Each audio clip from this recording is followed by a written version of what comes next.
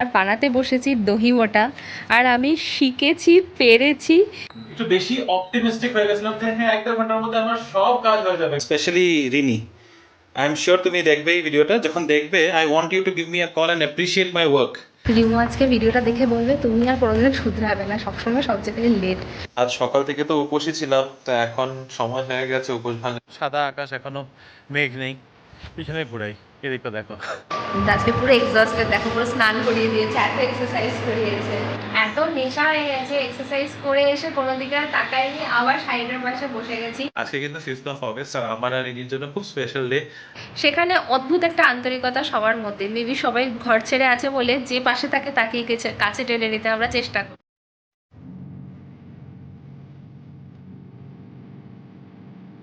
Hello Bibi family, good morning and welcome back to the channel. কেমন আছো তোমরা সবাই? আশা করছি খুবই ভালো আছো। আজ আবার একটা নতুন সপ্তাহ শুরু হচ্ছে, সোমবার। আমি এখন সকালে বাইরে বেরোলাম, একটু হেঁটে আসলাম। তার সাথে সাথে আসার সময় ফুল কিনে নিয়ে আসলাম পুজোর জন্য। বেলপাতা আজকে পেলামই না, একটা বেলপাতা দিয়েছে, একটা বেলপাতা ওনার কাছে পড়েছিল প্যাকেটের মধ্যে, সে একটা বেলপাতা পেয়েছি, আর বেলপাতা ছিলই না। একটু দেরিও হয়ে গেছে, এখন মোটামুটি 9:30 বাজে। তো লেট তো হয়েছেই, আমারই একটু তাড়াতাড়ি বেরোনো উচিত ছিল। তবে চলো এখন বাড়ি যাই, বাড়ি ঘর পরিষ্কার করি, স্নান করি, পুজো দিই, সব কাজগুলো সারি, তারপরে অফিসের কাজ নিয়ে বসতে হবে। তা ভাবছি আগে এইসব ঘরের কাজগুলো শেষ করে তারপরে একবারে বাড়ির কাজ শেষ করে তারপরে অফিসের কাজ নিয়ে বসবো। তো চলো যাই, এখন মোটামুটি সব করতেই আমার সময় ঘন্টা দেড়েক লেগেই যাবে। তো তারপরে তোমাদের সাথে দেখা হবে।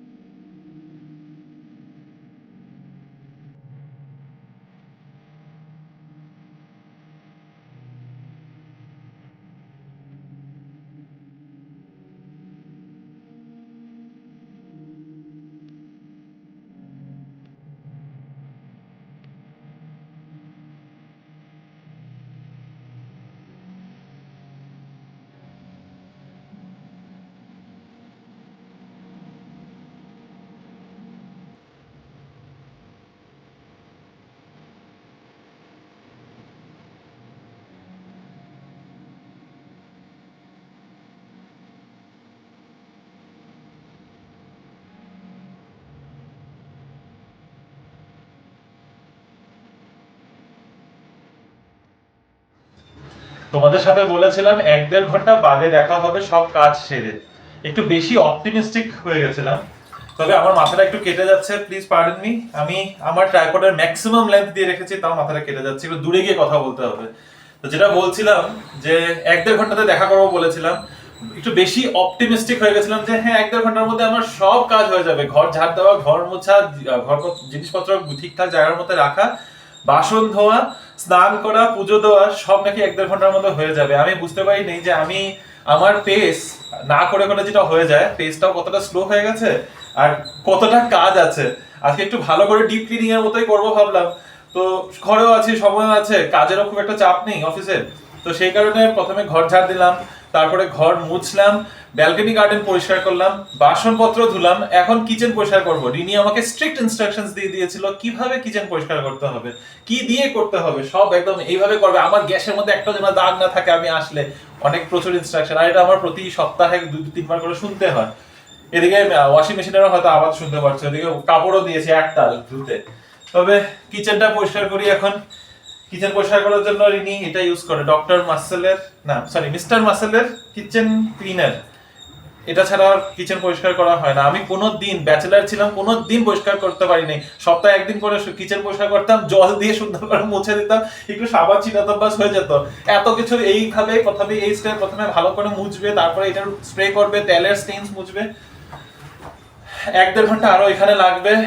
তারপরে পুজো দিতে যাব, তারপরে আবার আসবো। ঠিক আছে, আমি এখন একটু ব্যস্ত হয়ে যাই।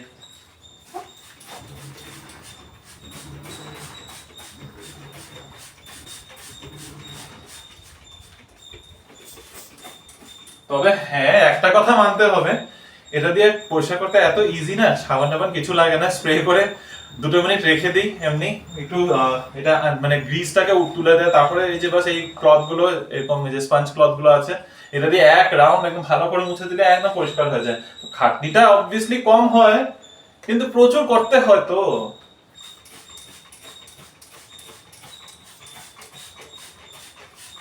আর যারা এসব করে একেবারে অভ্যস্ত না তাদের জন্য তো বুঝতেই পারছো, কিচেন টিচেন পরিষ্কার করার কাজ সবসময় রিনিই করে এগুলো, মানে আমি করলেও আর পছন্দ হয় না, যখন বলি যে আমি করে দিচ্ছি তখন আর পছন্দ হয় না। এক একটা জিনিস তুলে তুলে একদম কোনা খামচি সবকিছু পরিষ্কার করতে হয়। মেয়ে মানুষদের পরিষ্কার করা আর ছেলে মানুষদের পরিষ্কার করার মধ্যে একটু তো পার্থক্য থাকবেই বলো। তবে ঠিক আছে, চলো আমি এদিকটাতে লেগে পড়ি, আবার আরো 1-1.5 ঘন্টা 2 ঘন্টা বাদে দেখা হচ্ছে।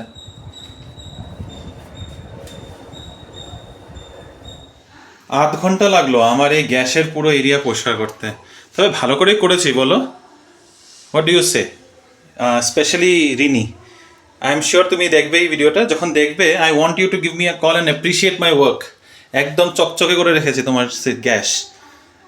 আর বাকি যারা আমরা সাবস্ক্রাইবাররা দেখছো তারাও বলো আমি খাটনি করে করেছি কিনা। ঠিক আছে চলো, এদিকটা তো হয়ে গেছে, আধ ঘন্টা লাগিয়ে এই শুধু কিচেনই পরিষ্কার হলো, বাসন ধোয়া হলো, সব কিছু করা হলো।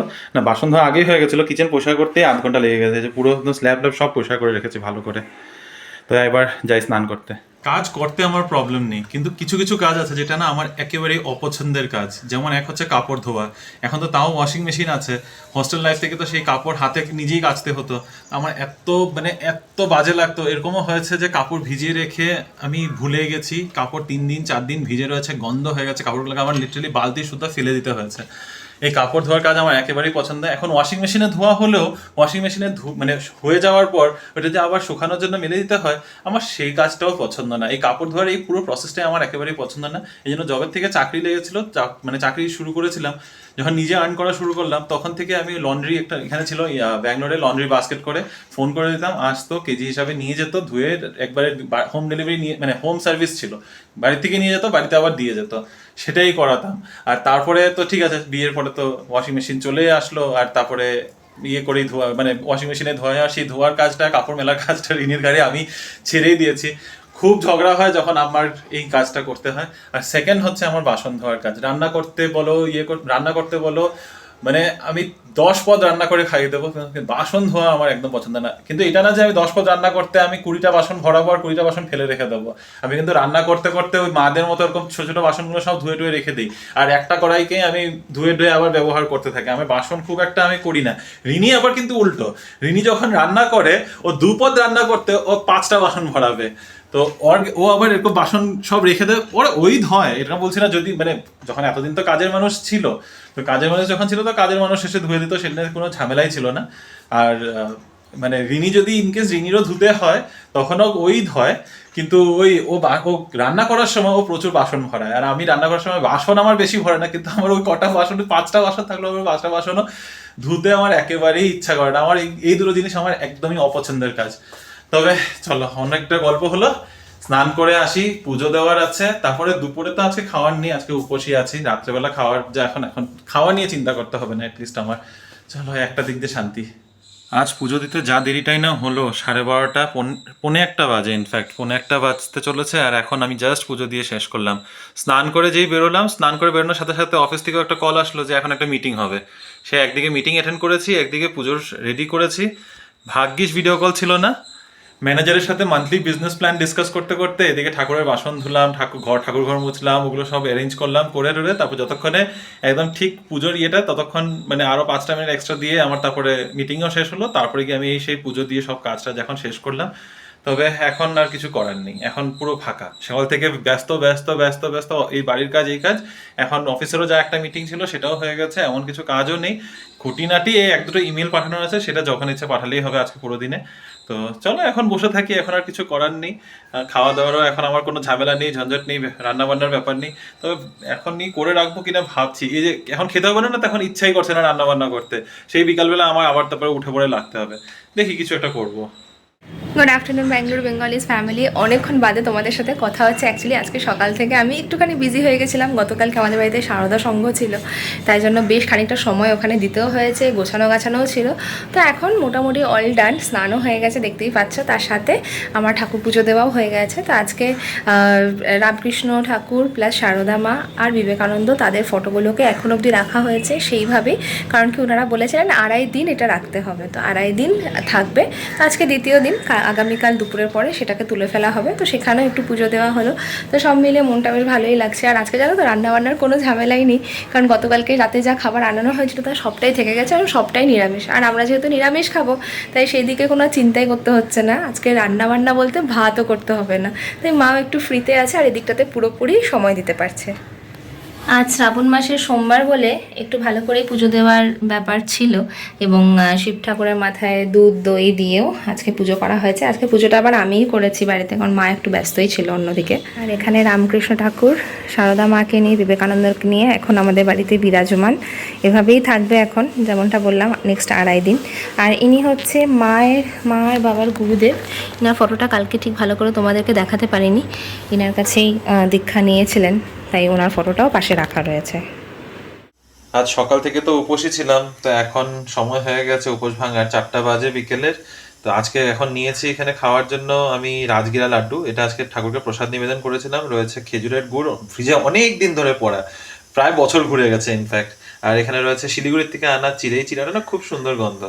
আর এখানে দুধ গরম করছি, দুধটা জাস্ট একদম হালকা একটু গরম করবো, একদম ফ্রিজের থেকে বের করেছি। তো এটাই এখন আমি খেয়ে নেবো। এই যে খেজুরের গুড়ের কথাটা বললাম তোমাদের, খেজুরের গুড়টা 1 বছর হয়ে গেছে, 1 বছরের বেশি হয়েছে, 1.5 বছর প্রায় ঘুরতে চলেছে। এটা যখন শিলিগুড়ির মাওরা ব্যাঙ্গালোরে এসেছিল তখন আনা, আর তারপর থেকে রিনি এটাকে জমিয়ে রেখেছে যে কিছু বানাবো, যখন আমার ইচ্ছা করবে তখন অল্প অল্প করে খাবো।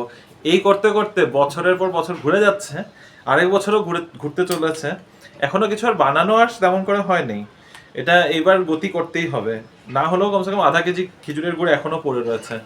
যাই হোক, আর সাথে যে রাজগিরা লাড্ডুটা তোমাদের দেখালাম, রাজগিরা লাড্ডুটা কিন্তু তোমরা ট্রাই করতে পারো। জ্যাপটোতে বা ব্লিঙ্কিটে রাজগিরা লাড্ডু সার্চ করলেই পেয়ে যাবে। অ্যামারেন্থ, বেসিক্যালি ইংলিশে এটাকে অ্যামারেন্থ বলে।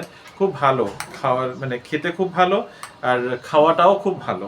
তো চলো, এটাই এখন এই যে আমার এক বাটি বেশ পরেজ কাইন্ড অফ এ থিং, এটাই খাই।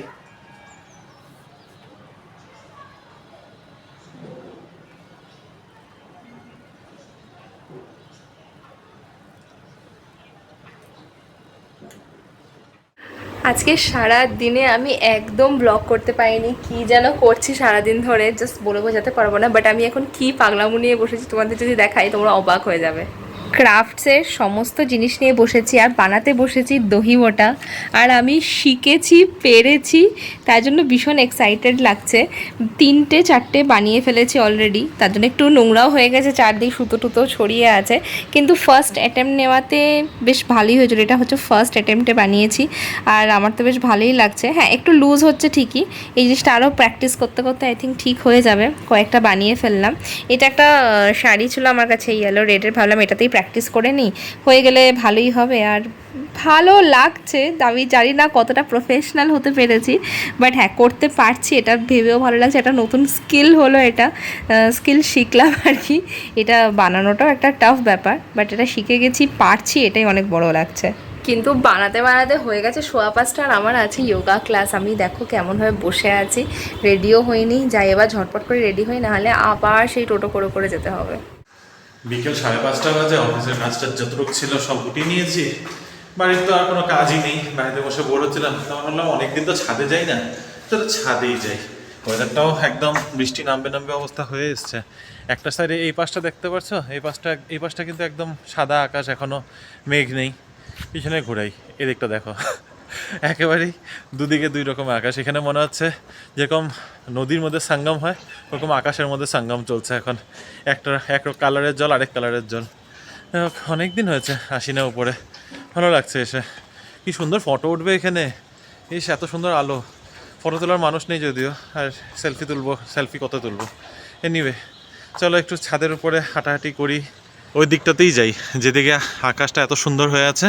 দেখো কি সুন্দর, এর পাশে মেঘ নেই, সাদা আকাশ, এই পাশটা একেবারে অন্ধকার গুটগুটে হয়ে এসছে, যখন তখন ফেটে নামবে।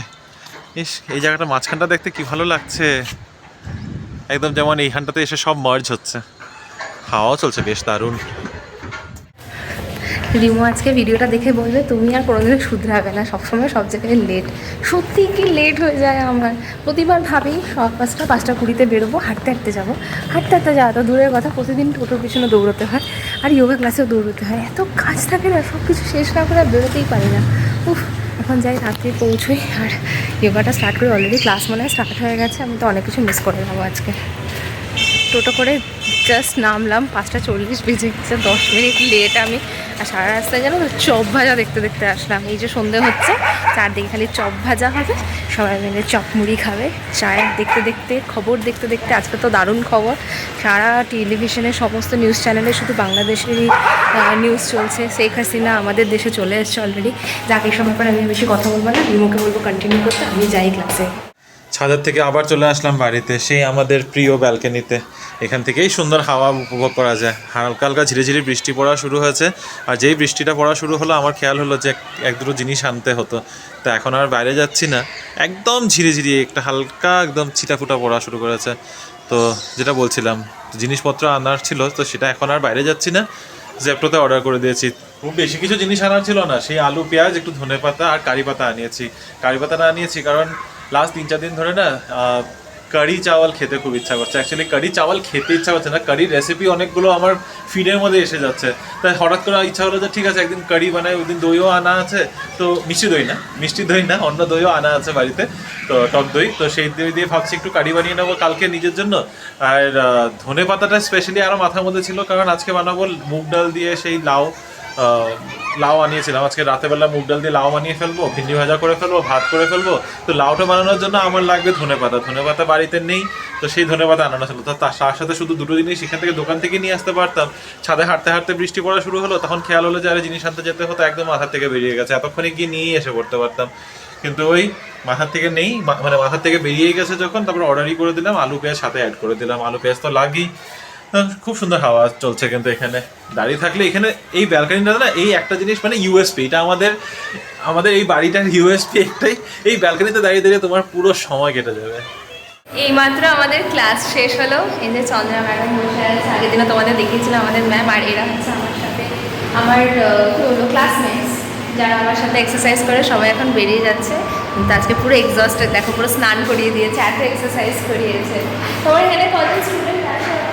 এই ব্যাচে, এর পরের ব্যাচে দিদি কিন্তু এখানে আরও এক্সপ্যান্ড করার প্ল্যান করছে। তোমাদের তো আগেই আমি নাম্বার শেয়ার করে দিয়েছি, যদি তোমরা চাইছো দিদির সাথে কন্ট্যাক্ট করতে, প্লিজ কন্ট্যাক্ট করো। খুব ভালো এক্সারসাইজ হয় আর শরীর পুরো রিল্যাক্সড হয়ে যায়। আমার কাছে তো এটা ভীষণ ভালো থেরাপি।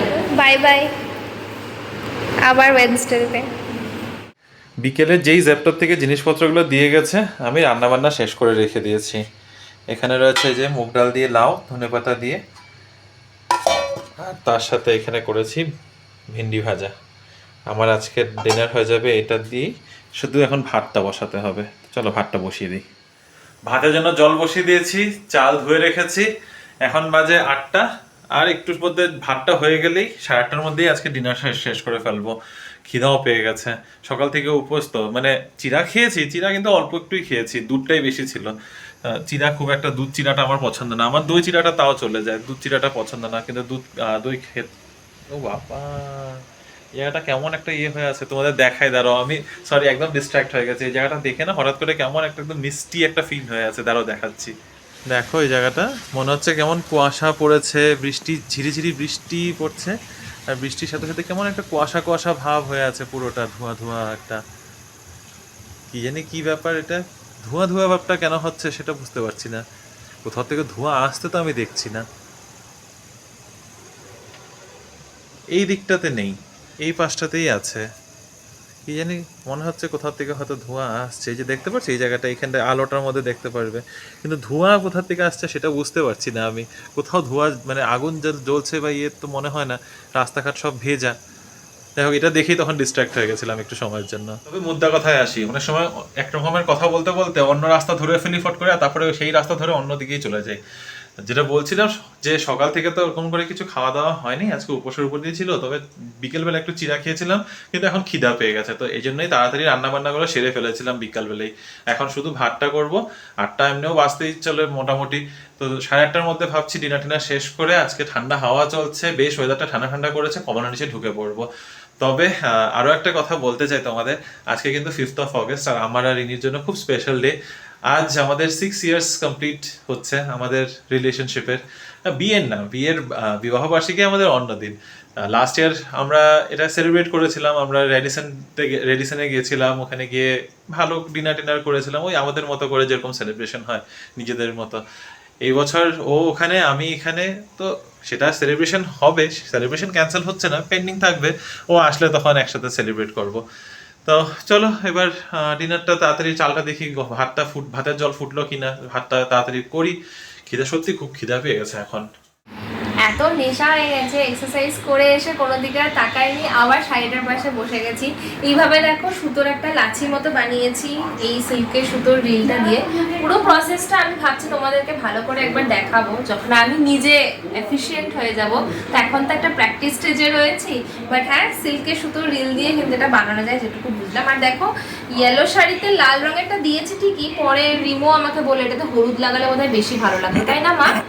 হ্যাঁ, একটা আলাদা আলাদা করে দিবি, একটা হলুদ একটা লাল। প্র্যাকটিসের জন্য ফার্স্ট টাইম করেছি, তো লালটা জানি না কতটা ভালো লাগছে। আজকে মা আমার ক্যামেরাম্যান হয়েছে, মা ক্যামেরার পিছনে আছে, তাই মাকে জিজ্ঞাসা করলাম যেটা হলুদ করলে বোধহয় বেশি ভালো হতো, বাট ঠিক আছে লালটাও খুব একটা খারাপ লাগছে না।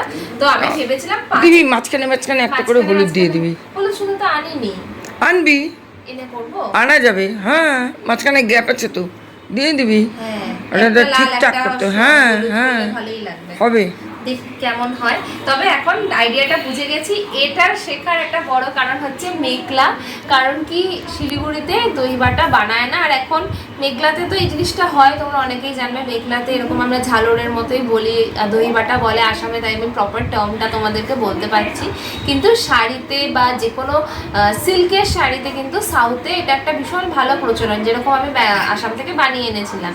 এবার শিলিগুড়িতে দেখছি এটা বানানোই হয় না। আমি এত বছরে জানতাম না যে এখানে বানানো হয় না। ওরা বলছে তুমি টাসেল কিনে আনো, লেস কিনে আনো, আমরা বসিয়ে দেবো, বাট এটা তো প্রসেস না, ওরা হাত দিয়ে বানায়। তাই দেখলাম যে হাত দিয়ে বানানো শিখে গেলেও ভালো, প্লাস নিজের কাজও হয়ে যাবে, কারোর উপর ডিপেন্ড করতে হবে না, নাহলে এইসব জিনিস করানোটা ভীষণ এক্সপেন্সিভ ব্যাপার হয়ে যায়। তো আজকে এইটা নিয়ে বসেছি, তবে এরপরেও আরও কিছু কাজ আছে, একটু একটু করে এগুলো তোমাদেরকে আবার দেখাবো। 8:30টার মধ্যে খাওয়া দাওয়া করে নেবো বলেছিলাম, কিন্তু সেই 9:45 বেজেই গেছে। তো এই যে আজকের ডিনার আমার ভাত, একটু ঘি দিয়ে ভাত, তার সাথে ভেন্ডি ভাজা বা ঢেঁড়স ভাজা, যে যেটা বলো, আর তার সাথে আছে আর লাউয়ের তরকারি। চলো ডিনারটা করে নিই, তারপরে আসছি, বহুত খিদা পেয়েছে আমার আজকে। বাংলাদেশে তো ভীষণ বাজায় অবস্থা, তোমাদেরকে বলছিলামই। সারাদিন সবার বাড়িতে মনে হয় আজকে এটাই নিউজ চলছে।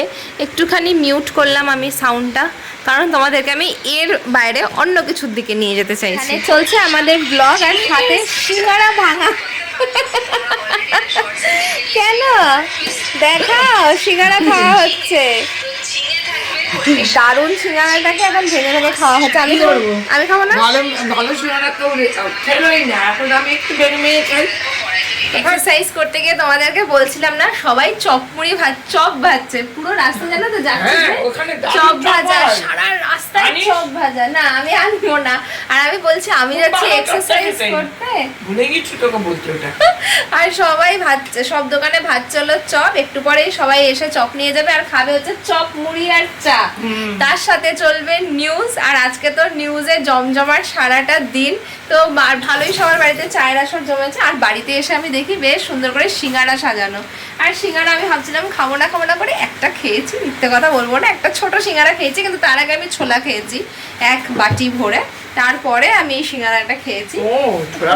হ্যাঁ, আর বাড়িতে যা মিষ্টির সম্ভার হয়েছে, দিয়ে শেষ করতে পারছি না। আর এত ভালো ভালো মিষ্টি না, কত মুখ ঘুরিয়ে থাকা যায় বলো।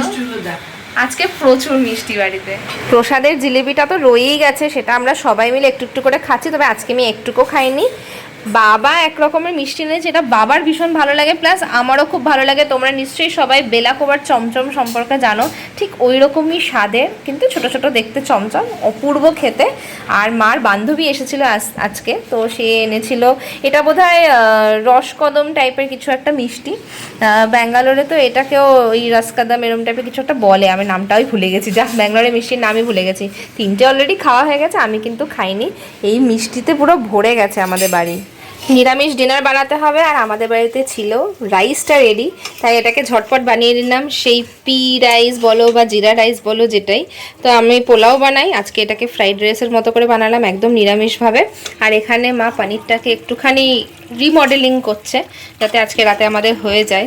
আজকে এটা হয়ে গেলে শেষ হতে পারে, আমরা একটু পুরনো খাবার খাচ্ছি, কালকের খাবার খাচ্ছি, বাট টেস্টটা প্রতিবেলাতেই কিন্তু আলাদা আলাদা হয়ে যাচ্ছে।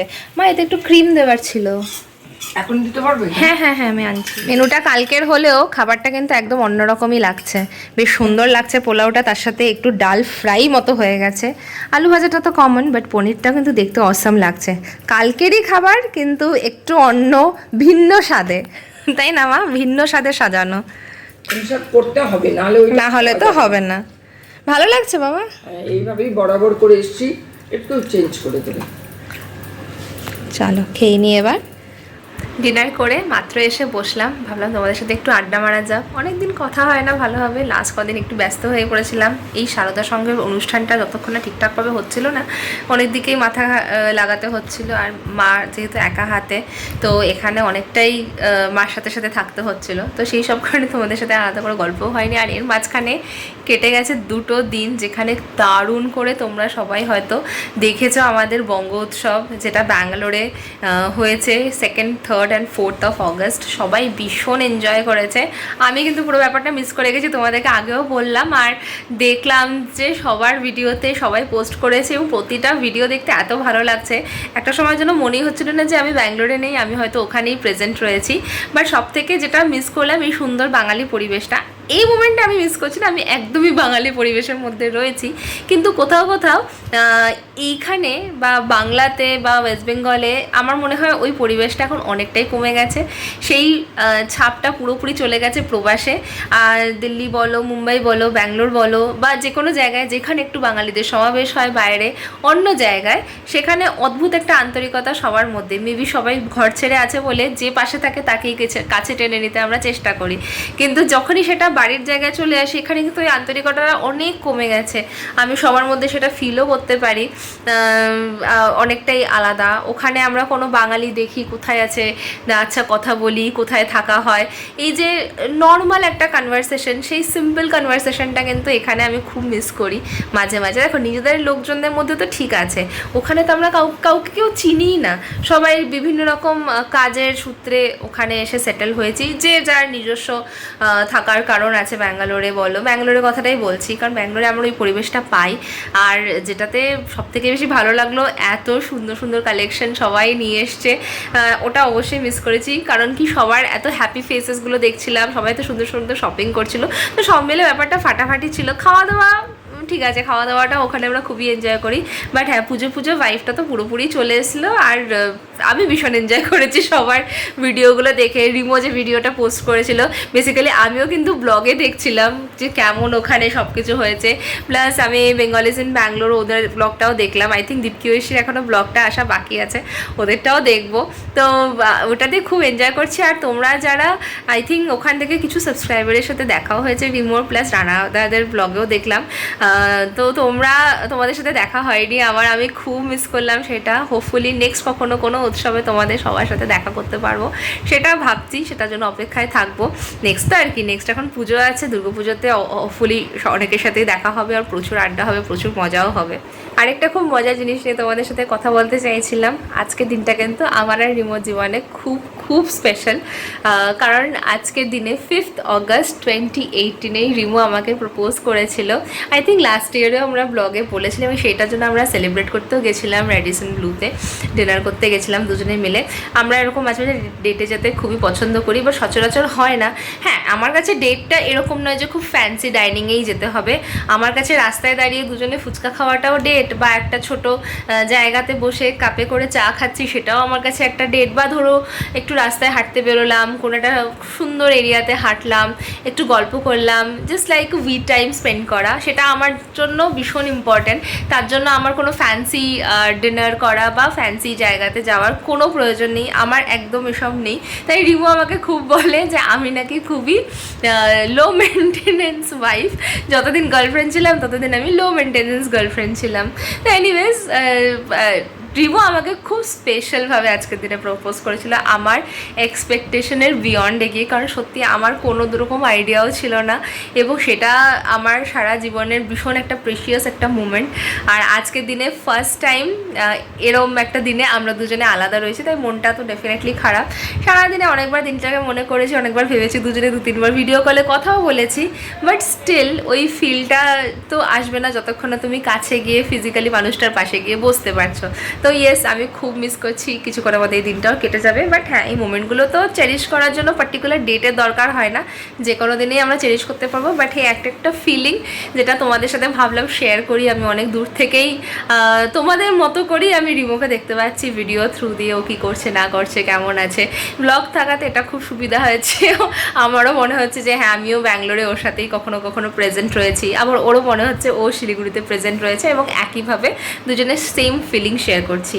রিমো খুব মিস করছে অফকোর্স, আমি জানি। আর আজকে তো 5th অগস্ট দিনটা কেটেই গেল, তো যত তাড়াতাড়ি সম্ভব যাব ব্যাঙ্গালোরে, তখন আবার একসাথে অনেক ভালো ভালো মোমেন্ট শেয়ার করব। তবে এখনকার মতো আমার তরফ থেকে, আমার কাছ থেকে ব্লগটাকে এখানেই শেষ করছি। হোপফুলি আজকের এই ভিডিওটাও তোমাদের ভালো লেগেছে। একটা নেক্সট ইন্টারেস্টিং ব্লগে তোমাদের সবার সাথে আবার দেখা হবে ব্যাঙ্গালোর বেঙ্গলিজের তরফ থেকে। এখনকার মতো বাবাই, গুড নাইট। রাত এখন 11টা বাজতে চলে, ডিনার তো অনেকক্ষণ আগেই শেষ হয়েছে, আর 10:10টার থেকে বৃষ্টি শুরু হয়েছে। আর প্রথমে যে বৃষ্টিটা হয়েছে না, একদম মুষলধারে, 15 মিনিট হয়েছে বৃষ্টিটা একটু কমেছে। আর অলরেডি নিউজের মধ্যে আর্টিকেলস চলে এসছে যে ব্যাঙ্গালোরে এত বৃষ্টির জন্য জায়গায় জায়গায় ওয়াটার লগিং, কালকে অবস্থা খারাপ হতে চলেছে, রাস্তাঘাটের অবস্থা ব্লকড হয়ে রয়েছে, জায়গায় জায়গায় কমিউটার্সরা আটকে আছে। বিকালেও মনে হয় কিছু কিছু এরিয়াসে বৃষ্টি হয়েছে, যেমন হেব্বাল লেভেল সাইডে মনে হয় বৃষ্টি হয়েছে, হেব্বাল বলো, তারপরে নাগোয়ারা ওই সাইডটাতে মনে হয় খুব বৃষ্টি হচ্ছে। ওখানেরও আর্টিকেল আছে 4-5 ঘন্টা আগের, মানে তো ধরে নাও বিকাল 6টা নাগাদ প্রচণ্ড ওই সাইডগুলোতে বৃষ্টি হয়েছে, যার কারণে ওইদিকে ওয়াটার লগিং হয়ে আছে। তো জলের অবস্থা তো মানে এত, লাস্ট ইয়ার অবস্থা ছিল যে বৃষ্টি হচ্ছে না, তার আগের বছর অবস্থা ছিল যে এত বৃষ্টি জায়গায় জায়গায় ফ্লাড হয়ে গেছে, ব্যাঙ্গালোরের মতো জায়গাতে ফ্লাড হয়েছে। আর এই বছর আবার সেই বৃষ্টি। আমরা সত্যি মানুষরা না কিছুতে খুশি হই না। এতদিন গরম কি গরম, ব্যাঙ্গালোরে এত গরম, গেল বছর জল নেই, এই নিয়ে কমপ্লেন করেছি। এখন এত বৃষ্টি কেন এই নিয়ে কান্নাকাটি চলছে। ইভেন এই কাবেরী ওয়াটার শেয়ারিং, যেটা কর্ণাটকা আর তামিলনাড়ুর মধ্যে কাবেরী ওয়াটার শেয়ারিং চলে, সেই নিয়েও এখন ঝামেলা শুরু হয়েছে। এতদিন পর্যন্ত তামিলনাড়ুর ফার্মার্সরা প্রোটেস্ট করছিল যে মানে এতদিন বলতে গরমকাল অবধি, এখন তো বৃষ্টি চলছে মোটামুটি 1-1.5 মাস হয়েছে, তো তার আগ পর্যন্ত কিন্তু প্রোটেস্ট চলছিল যে কর্ণাটকা নাকি এক্সেস, মানে কর্ণাটকা নাকি যতটুকু জল ছাড়ার কথা কাবেরী ওয়াটার বেসিন থেকে, সেখান থেকে অতটা জল ছাড়ছে না, কম ওয়াটার সাপ্লাই হচ্ছে, যার কারণে ওদের ক্ষেতিবাড়ি নষ্ট হয়ে যাচ্ছে। এখন প্রচুর বৃষ্টি হচ্ছে, তো বৃষ্টি হওয়ার কারণে ওখানে যে মেত্তুর ড্যাম আছে, মেত্তুর রিজার্ভয়ার আছে, ওগুলোতে প্রচণ্ড মানে ওভারফ্লো হয়ে যাচ্ছে, এখন সারপ্লাস ওয়াটার আছে। এবার সারপ্লাস ওয়াটার আটকানোর জন্য তামিলনাড়ু গভর্নমেন্টের কাছে কোনো অপশন নেই। এবার ফার্মার্সরা, ওখানের কৃষকরা তামিলনাড়ু গভর্নমেন্টের এগেনস্টে এখন প্রোটেস্ট করা শুরু করেছে যে সারপ্লাস ওয়াটারটাকে আটকে রাখো, সারপ্লাস ওয়াটারটাকে বাঁচাও, পরে এটা আমাদের কাজে লাগবে। মানে জল বেশি হলেও প্রবলেম, জল কম হলেও প্রবলেম। যা হয়, মানুষরা সত্যি কোনো কিছুতেই হয় না, এদিকে প্রকৃতিতে নিজের মতো করে চলেই যাবে। এনিওয়ে, তো আজকের ব্লগটাকে এই নোটে শেষ করছি। তোমাদের সাথে দেখা হবে আবার একটা নতুন দিন, নতুন ব্লগ, নতুন গল্প নিয়ে। আজকের এই মিনি ব্লগ তো না, আজকের এই ছোট ব্লগটা যদি ভালো লেগে থাকে, please do like, share, comment and subscribe to our channel Bengaluru Bengalis. Signing off, দেখা হচ্ছে খুব শীঘ্রই নতুন ব্লগে। Bye bye, good night.